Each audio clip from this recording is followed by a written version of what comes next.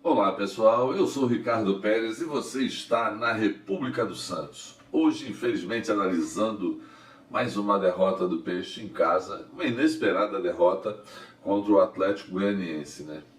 O que falar, né? O futebol é máquina de fazer louco. Vocês sabem que hoje à tarde eu estava vendo o jogo Flamengo e São Paulo e era 30 minutos do segundo tempo, estava 1-0 para o São Paulo e eu comentei com um amigo, nossa, como o São Paulo está jogando bem hoje, São Paulo tem vindo tão mal. Em 15 minutos o Flamengo fez 5-1 e uma vitória que parecia bem encaminhada para o São Paulo virou uma derrota histórica, né? O futebol é máquina de fazer doido, né? E aqui na Vila Belmiro não foi diferente, né? O Santos fez um jogo onde dominou totalmente o time do Atlético Goianiense, que veio para jogar por uma bola e conseguiu essa bola relativamente no começo do jogo, né? Acho que uns 10 minutos do primeiro tempo. O jogo estava ainda bastante favorável ao Santos, apenas o Santos atacando, mas o Atlético conseguiu uma jogada um lance que pegou a defesa, um lançamento do Baralhas que pegou a defesa desguarnecida. O centroavante do Atlético entrou sozinho na cara do gol, Zé Alberto, e acabou sofrendo pênalti, bem marcado pelo juiz. Não tinha muito o que fazer o João Paulo naquela situação.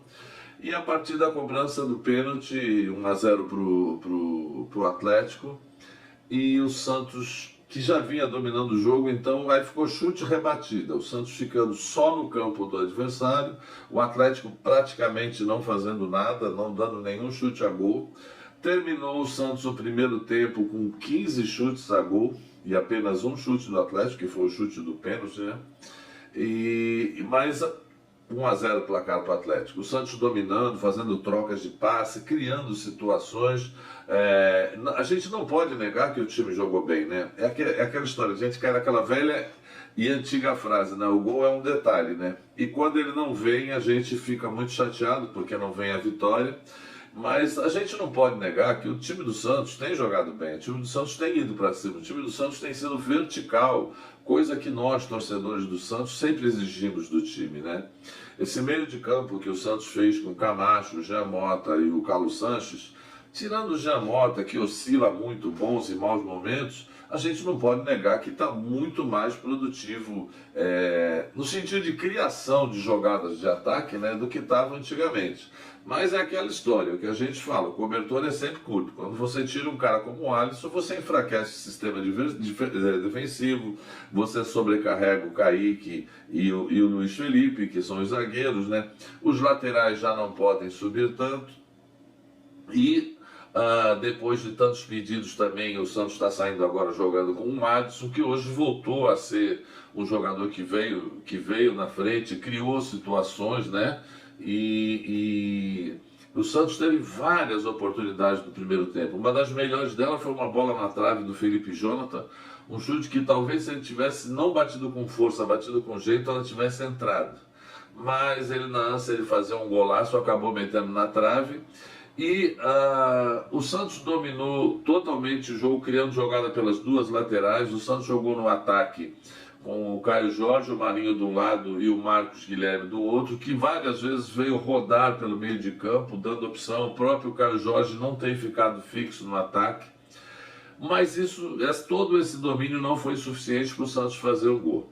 No segundo tempo, fato que era tão impressionante o domínio do Santos, que o próprio Diniz acabou colocando o Lucas Braga no jogo e tirando o Luiz Felipe, que não tinha necessidade de zagueiro, porque o time do Atlético simplesmente não atacava.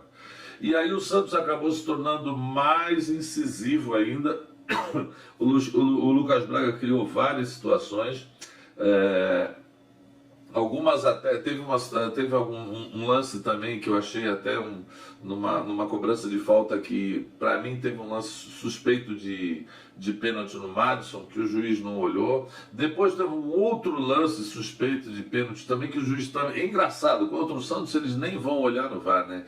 E isso me irrita profundamente. Quando me irrita me dá fome. Quando me dá fome eu ligo, sabe para onde? Por Rota Nordestina, o melhor restaurante do Santos. Dá uma olhada aí onde o seu paladar não sai da rotina. Rota Nordestina, todo o sabor do Nordeste pertinho de você. O delicioso tempero brasileiro está aqui em Santos, com tudo que a culinária nordestina tem de melhor. Localizado na ponta da praia e com uma decoração típica, o Rota Nordestina te levará numa viagem de temperos e sabores. O restaurante fica na Avenida dos Bancários, número 151, na ponta da praia. Peça também pelo delivery, 13 3321 5909. Restaurante Rota Nordestina. Agora já liguei para lá, fiquei mais calmo. Daqui a pouco chega um belo escondidinho de carne seca, que é uma delícia. E foi assim, o jogo continuou dessa maneira, o Santos atacando. Duas situações de VAR que eu acho que o juiz pelo menos deveria ter ido olhar, mas provavelmente ele foi orientado a não olhar, e parece que esse VAR só funciona quando é contra o Santos, né? E o Santos continuou criando situações, mas depois começou a entrar na situação de trocar a velocidade por pressa, né? Então você começa a não ser preciso nos passes, vem o cansaço, o time começa a cansar. Mesmo assim, criou muitas situações. O time do Atlético praticamente, até os 40 do segundo tempo, nem passou do meio de campo. Foi o tempo todo lá atrás. Eles reforçaram a defesa, chutavam para onde o nariz estava virado. Pena que nenhuma vez o nariz estava virado para o gol deles, para sair um gol nosso.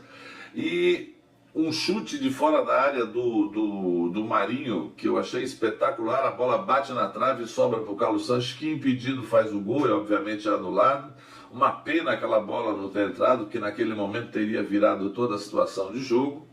E já tinha tido, como eu falei, uma bola na trave no primeiro tempo, outra no segundo, o Santos massacrando, mas aí começou a virar pressa. E quando começa a virar pressa, começa a se perder passes bobos, errar jogadas fáceis, e mesmo o Santos articulando todos os jogadores do ataque, revezando. Depois o Santos entrou chegou a tirar o Felipe Jonathan da lateral e botar o Márcio Leonardo, e o Carlos Sanches também foi trocado pelo Pirani, que já estava um pouquinho cansado. Continuou sendo incisivo. O Márcio Leonardo entrou juntamente com o Ângelo, mas faltando os 5 minutos, já não deu para fazer muita coisa. E inclusive o Santos começou a centrar muita bola, sem mandar seja o que Deus quiser. E nessas horas que a gente mais precisa, parece que Deus puxa o breque de mão. Nós não temos um time que tenha bons cabeceadores. Talvez falte um pouco mais de pessoas chegando dentro da área, né? A gente percebe que a segunda bola fica do Santos, mas falta gente para confundir a marcação adversária. E principalmente, quando o Santos está com a posse de bola, o ataque se movimentar. Porque não adianta, quando a gente tem a bola e precisa dos lançamentos, ficar esperando ela parada. Coisa que eu acho que o ataque do Santos faz muito isso, né? Mas mesmo no finalzinho, ainda fruto dessa ânsia, o Santos foi todo para frente, perdendo de 1, perdendo de 10, ainda gerou alguns 2 ou 3 bons contra-ataques do Atlético Goianiense, uma bola na trave, mas muito mais fruto do desespero do Santos do que propriamente da capacidade técnica do time do Atlético Goianiense, que já, nesse mesmo ano, já tinha ganho um jogo do Santos aqui na Vila, também de 1-0, num esquema bem parecido. Final das contas, o Santos deu 29, 30 chutes a gol, mas uma curiosidade, dos 29 chutes que o Santos deu a gol, só 2 chutes foram no gol. Os outros 27 foram errados. Foram os 2 chutes na trave, um do Felipe Jonathan e um do meio da rua do Marinho. Então isso prova que o esquema... eu acho que nessa hora, eu penso assim, o que um treinador faz? Ele monta um time para tentar ganhar do time adversário. O que ele tem que fazer? Criar situações de armação do time para que o seu time pressione o adversário, crie situações. Agora, quem faz os gols, quem finaliza, são os jogadores. Então eu acho que não é hora de botar a culpa no treinador, e sim nos jogadores, que precisam aprimorar essa parte técnica de finalização, porque você dá 27 chutes no jogo, 29 chutes no jogo é muito bom, mas 27 sendo para fora, porque vocês não vão lembrar de nenhuma defesa do goleiro do Atlético Goianiense. Ele não fez nenhuma defesa, praticamente tudo que foi lá não foi no gol. Então o trabalho deles, que depois de fazer um gol foi apenas... garantir 1-0, ficou bem mais facilitado, né? Nas análises individuais, o João Paulo, às vezes, que foi exigido, principalmente no finalzinho do jogo, foi pouco, mas no finalzinho do jogo se saiu bem, saiu 2 vezes na cara do jogador do Atlético e saiu bem. O Madison apoiou bem, não teve muito trabalho de marcação. O Ângelo, que entrou no finalzinho no lugar dele, pouco jogou. Luiz Felipe falhou para mim, talvez tenha falhado no lance do gol, estava adiantado, estava mal posicionado, apesar que a gente não pode tirar o mérito do lançamento do jogador do Atlético Goianiense, mas ali a zaga falhou, talvez o primeiro e único ataque do time no primeiro tempo, mas o suficiente para eles saírem na frente. O Camacho oscilou bons e maus momentos, é um jogador que tem ficado um pouco mais atrás, ainda fica um pouco preso em função da característica quando você não tem o Alisson. E o Jean Mota oscilando bons e maus momentos, passou um bom tempo do jogo desapercebido, sem pegar na bola, e às vezes quando pegava tentava fazer jogadas espúrias que não levavam a nada, alguns chutes errados de fora da área. Quem jogou bem foi o Carlos Sanches, mas não foi produtivo. O gol que ele fez foi anulado, mas se apresentou, chegou, criou, ele dá muita robustez ao meio do campo do Santos. Lá na frente, o Marinho oscilando bons e maus momentos, deveria ter chutado mais no gol, já que o grande chute que ele deu seria um golaço. Poderia ter experimentado mais quando você está jogando contra uma defesa totalmente fechada, às vezes o chute de fora da área é a solução. O Caio Jorge tocou muito pouco na bola, porque o Santos, apesar de ser bastante incisivo, foi pouco técnico. As bolas que chegaram para ele foram mais pingadas lá, e muitas vezes ele até saiu bem da área para tentar dar situações. E o Marcos Guilherme rodou muito, mas produziu pouco. Veio muitas vezes atrás no segundo tempo, depois que entrou o Lucas Braga para pegar o jogo, mas faltou ser decisivo, faltou ser criativo. Quando você carrega muito a bola, você tem que ter criatividade, né? Dos jogadores que entraram melhor para mim foram o Lucas Braga, o Marcos Leonardo e o Ângelo pouco fizeram. E o próprio Caio Jorge, quando ele joga junto com o Marcos Leonardo, eu acho que eles dão muita trombada ali, mas foi 5 minutos, não deu. E um jogo que era 3 pontos bem garantidos para o Santos, que é o jogo em casa que você não pode perder. Mais uma vez o Santos ganha dos grandes e perde para os pequenos, né? Vamos esperar que isso aconteça daqui a 2 semanas contra o Corinthians, já que semana que vem o jogo é contra a Chapecoense, lá em Santa Catarina. E o Santos precisa sair dessa posição intermediária, definir um destino no campeonato, começar a ganhar, porque isso juntar pontos, porque ficar ali nessa posição intermediária, daqui a um pouco os de baixo vão chegando, e aí você começa a fugir da zona do rebaixamento. Então vamos torcer para que o time seja mais efetivo. Produtivo já está sendo, está faltando ser efetivo. Realmente um número muito estranho, 29 chutes a gols e só 2 chutes indo no gol. Isso tem que melhorar de qualquer jeito. Talvez seja o reflexo da falta de calma, né?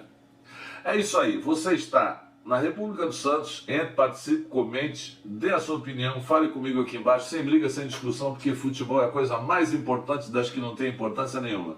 Continue torcendo pro Peixe, participando aqui com a gente. Um abraço do Ricardo Pérez, se Deus quiser estarei aqui comentando Chapecoense e Santos no próximo fim de semana. Grande abraço!